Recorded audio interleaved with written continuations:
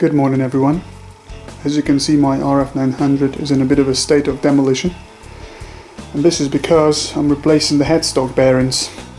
So as you can see, I've removed the fuel tank, and this is something that you would have to do because there's a lot of stuff.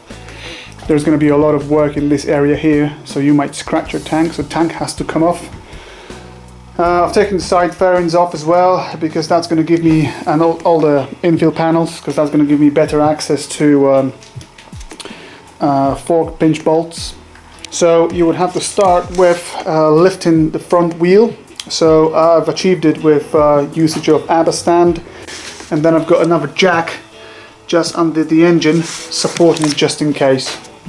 Right then, so I'm going to start from removing the calipers.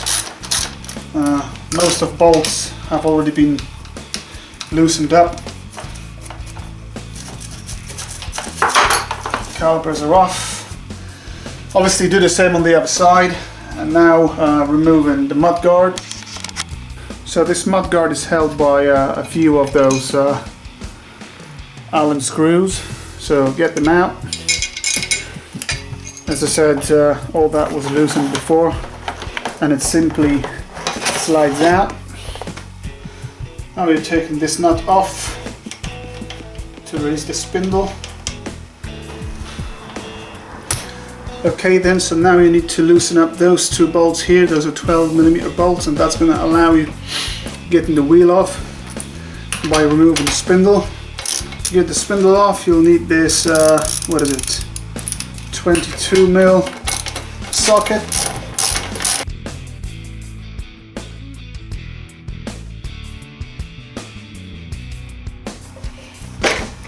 There we go. So the spindle comes out. And now just roll the wheel out.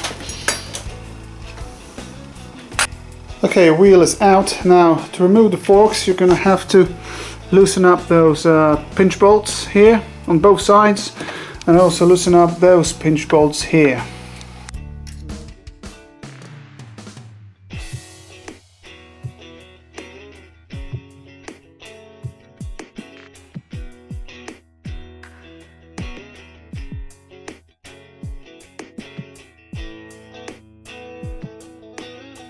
Now same thing on the other side, which is this pinch bolt here, which I've already pre-loosened.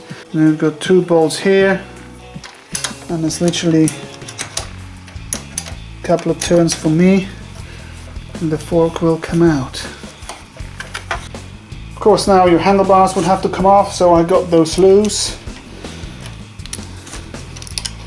Okay, so those two clamps come off, and then you can just lower the handlebars just like this. And now you're going to have to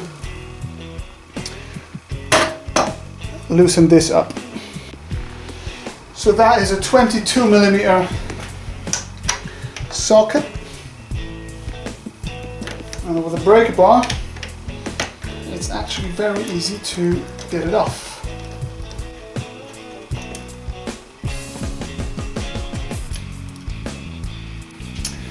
Now the top yoke comes off really easily. Okay, so now you're going to have to remove this securing ring or collar, and for that you would need this type of tool, which can also be used for your rear shock and its adjustments. If you haven't got this, you can then use a screwdriver and you would just tap it out. Alright, let's get it out.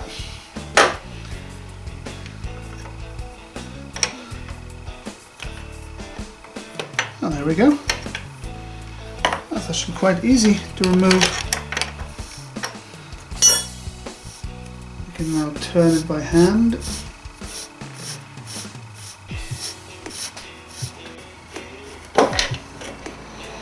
Okay, so collar comes off. Then you've got the seal on top of that. And so here you've got your bearings. So if I just remove the top bearing, ooh, I'll show you in a second what that looked like. And now the whole stem can be lowered. There we go.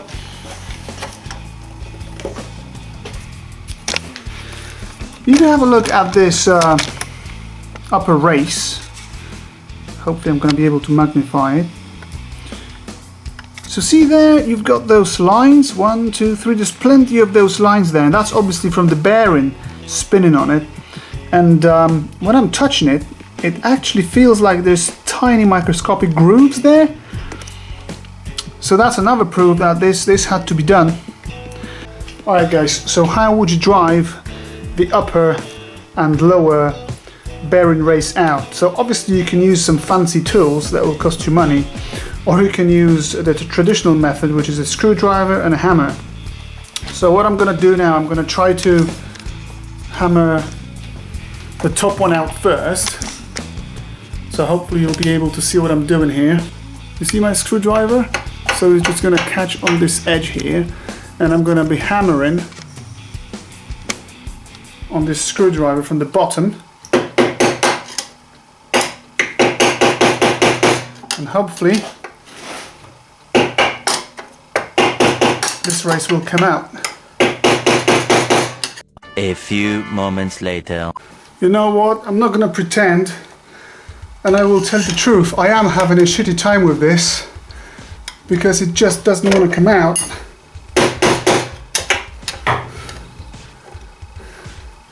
This sucker. Okay. And once again there. Okay, once again here. I think it's coming out slowly.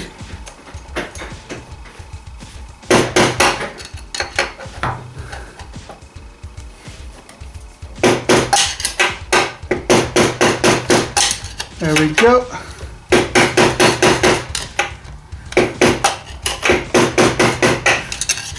Come on, you sucker. Came out. Alright, so that sucker came out. Let's do the same at the bottom. Okay folks, so look at this. I think I've encountered a bit of a problem, quite a serious one actually. As I said, I've never done it before, so it's all new to me. You see that screwdriver? It won't grab it because the diameter of this inside doesn't allow it. That screwdriver won't grab it, so I can't basically use the screwdriver method, so I'm going to have to use the puller. But then the problem is, if I use the puller, I've got no fulcrum, because obviously the puller goes in. Okay, so it's gonna grab that race, and it did, but then I've only got one fulcrum here, and I've got nowhere to put that against, unless I could maybe do it that way. Who knows? I don't think that's gonna work either, to be honest. That's a bit of a bummer. Alright peeps, so have a look at this. I was trying to actually use the puller, but that bit here, it literally bends. This is a Chinese puller which I bought on eBay, paying 10 quid for it, so there we go. So I can't use the traditional way of pulling. Plus I had a bit of a trouble with finding the fulcrum for those two legs here, so I had two little blocks of metal put in between the frame and that. But then, as I said, it just bends that metal part here. So what I'm going to do is, because actually the jaws grab the race inside, so now it holds the race pretty stiff. So if I'm going to hammer from the top on that, I might be able to pull all of it down. Well, hopefully that's going to work. So you see I've got 3 points. That's the first one, that's the second one, and that's the third one, where the race is grabbed.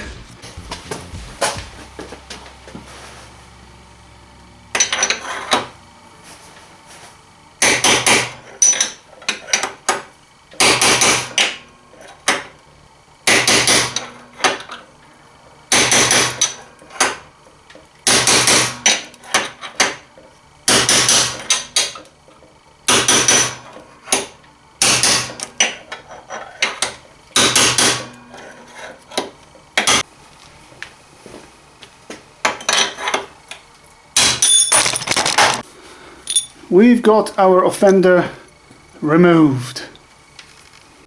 Now of course you want to clean this all there, and then we'll be pressing the new races in. Okay, so this is the new race, and I just gently put it in there. You know, I tried to be careful and put it in evenly, but you know, it's somewhat difficult. And now I'm using the old one to tap it in. See, the problem with this is that I don't have, it's a very awkward position that you're working in. Oh man, this is gonna be a bummer.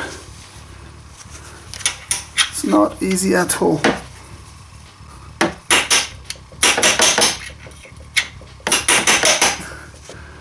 Okay, and now I need that side here.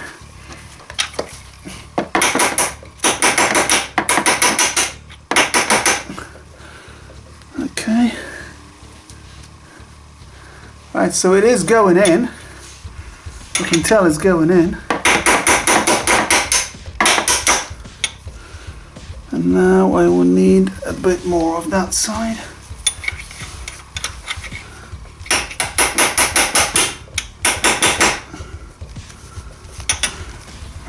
See, this is why having that fairing off would be a lot easier.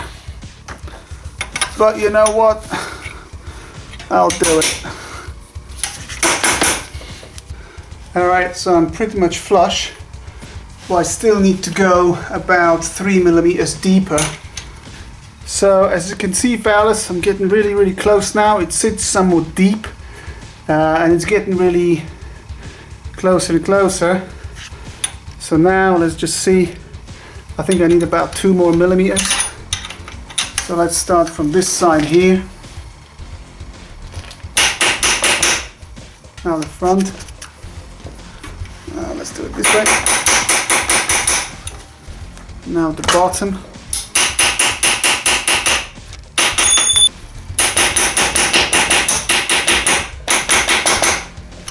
And that side.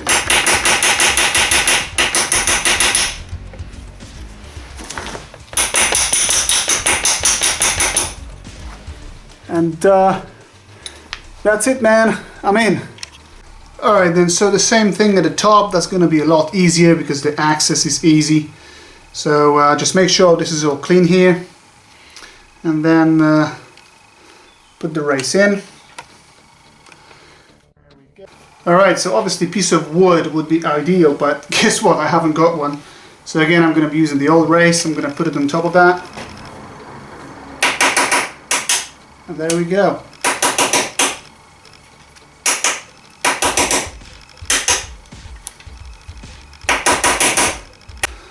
And of course, every now and again, keep checking if you're going in straight.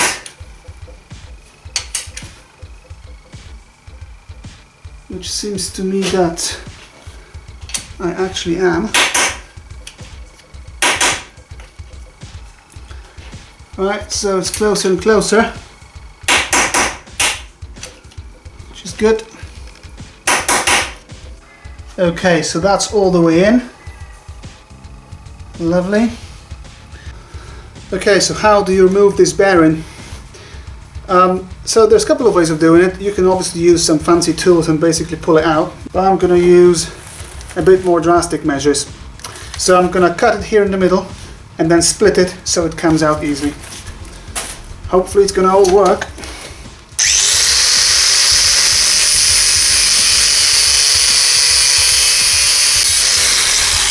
Just remember, be careful with your angle grinder because you don't want to cut this or that. All you want to cut is this bloody bearing. Alright, so let's see what we've got. We still have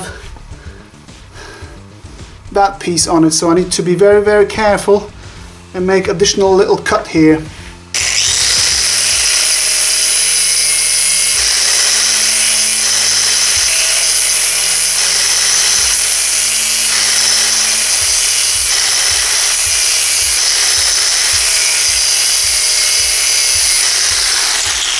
Alright folks, I think it's now time for change of tactics. The angle grinder is a bit too big, so I'm going to be touching on the actual stem in a minute. I'm going to be cutting this, so I have to switch the tools. So now I'm going with the Dremel. So I'm going to use Dremel with this small rotary cutting disc, and hopefully I'm going to be able to split it. And all I need is probably about 1 millimeter. And always wear your eye protection.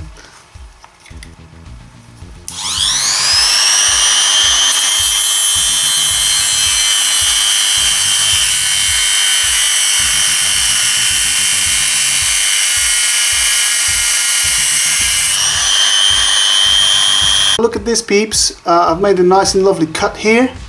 I finished with a Dremel. It took me maybe a minute, and look what's going to happen now.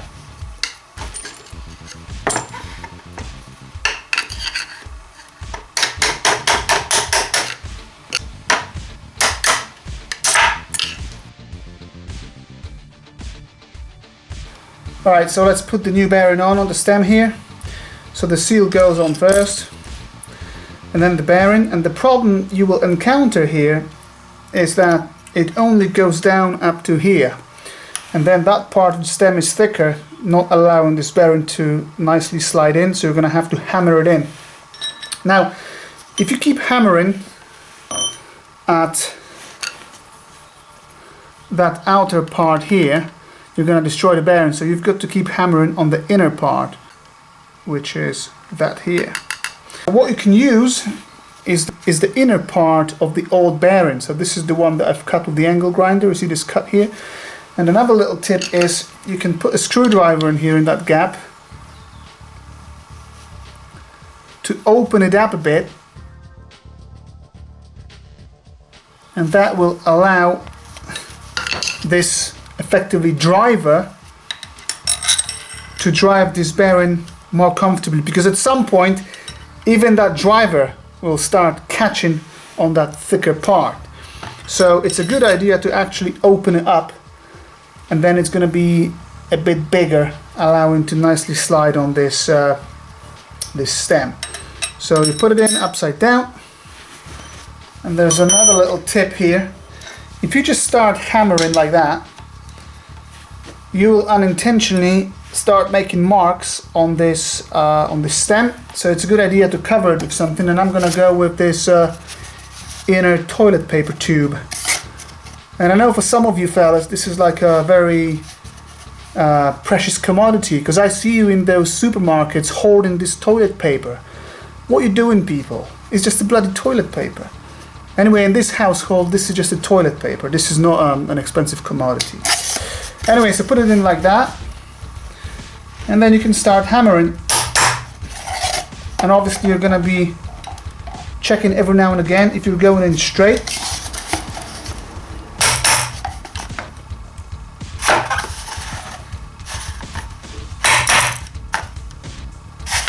Now that side. And actually another good idea is to put a tad of grease here on that stem to allow sliding. So I'm gonna do it now.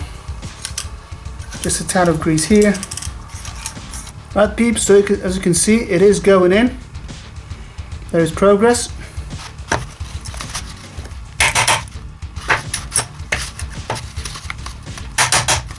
Okay, I'm getting closer and closer now, so just make sure you're not gonna pinch the seal, because as you can see it's just flapping around. So keep watching that seal, and hopefully it's gonna nicely grab that bearing.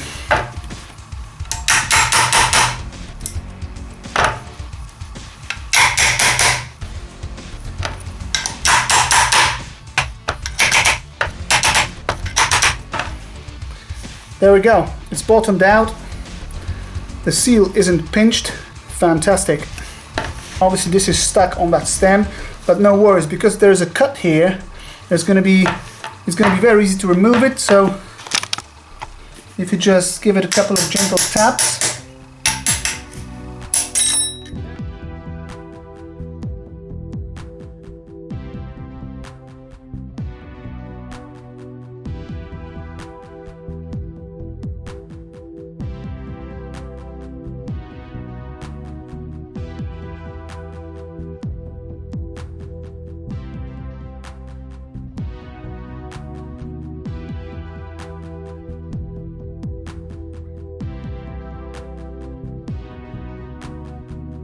And now let's do the same with the smaller bearing.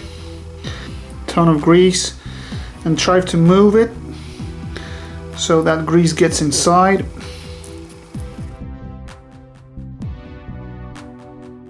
There we go, as you can see, so a ton of it on there. Before you put it all in, just make sure that the bottom brace is also nicely greased up.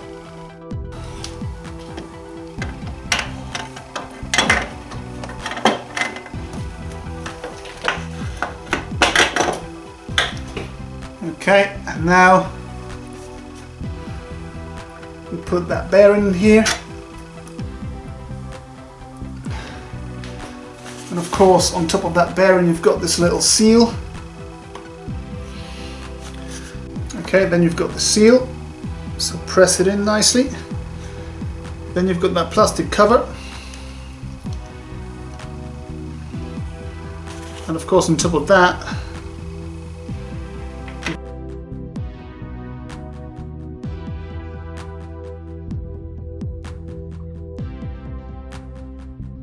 so this is the part where it gets interesting. I've never done this before, so I'm experimenting. So I got this nut tight just by hand, and there's not much resistance in there. But what they want you to do, as per service manual, is get it tight to 45 Newton meters. So I'm gonna just use this, and I'm just gonna get it somewhat tight with my hand. And you're doing it to actually squeeze those bearings so they bed in nicely. Alright, this is like, I can tell there's a lot of resistance now. The service manual says that you need to move it left and right, let's say 6 times. So now, allegedly, that will help you to bed in those bearings there in those races. And now, because I can tell there's resistance there, they say that you need to actually loosen it by 1/4 up to 1/2 turn. So here we have it. So if the wrench gets here, that's 1/2 turn. So I'm just going to go with the 1/4 now, so that would be here.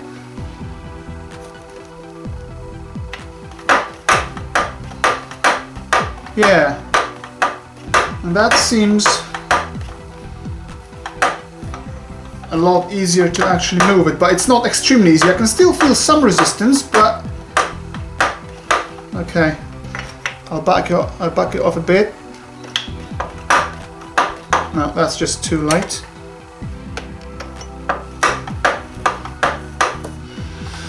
Okay, cool. So I think I'm just gonna leave it as it is. So now you would be okay to install your yokes on. Now put your forks in. Of course, you got to remember which fork goes where. The one with those 2 bolts here goes on the right hand side.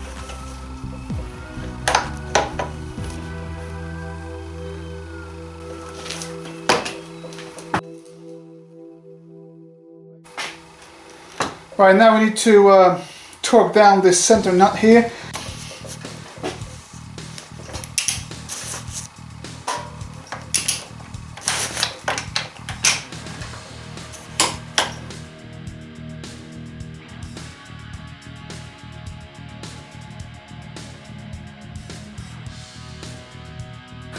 Now these pinch bolts on the forks have to be done up to 23 Newton meters. Now I'm going to have to get those tight as well. So I'm just going to get it tight.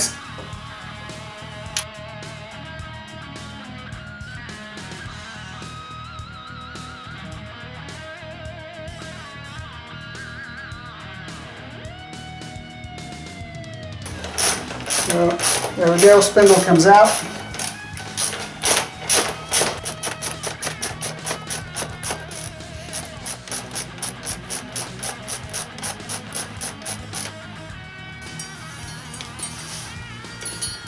So you've got your wheel on, you've got your calipers, both of them loosely put on, and the wheel still has to be in the air. And then there's a time for a simple test. First of all, you need to grab your forks and move them front to rear a couple of times to see if there's any play. There is no play here, it's just the bike moving. And I can tell it's stiff. And then there's a second very interesting test which would be good to perform if you want to set up your headstock bearings correctly. And that is, now as per service manual, what you've got to do is you've got to get yourself this type of scale, like a fish scale, and you've got to attach your scales to one handlebar, turn your scales on, and you've got to measure how much force it takes to actually move the handlebars. And ideally, as per service manual, you want to be between 200 grams and half a kilogram. You're simply pulling the handlebar like this, and this will show you how much force you need to start it moving.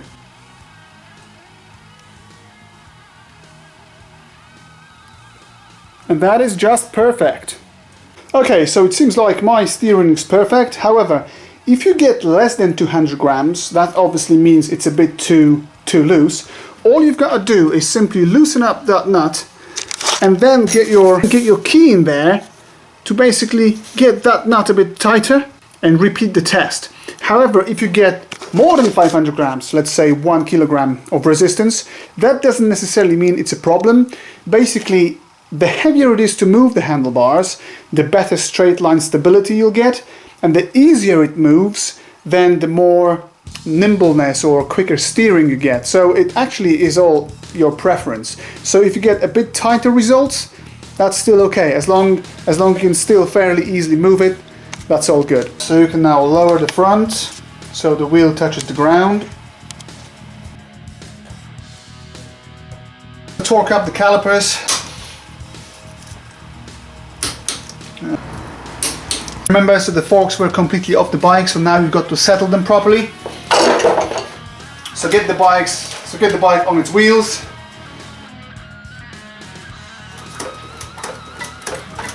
And push the forks in and out a couple of times. Apply 100 Newton meters to that nut here. Of course, don't forget about putting this little bracket in its place.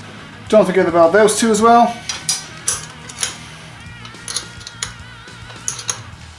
Get them nice and tight. Alright, so now just reinstall the mud guard. The top bracket goes over here.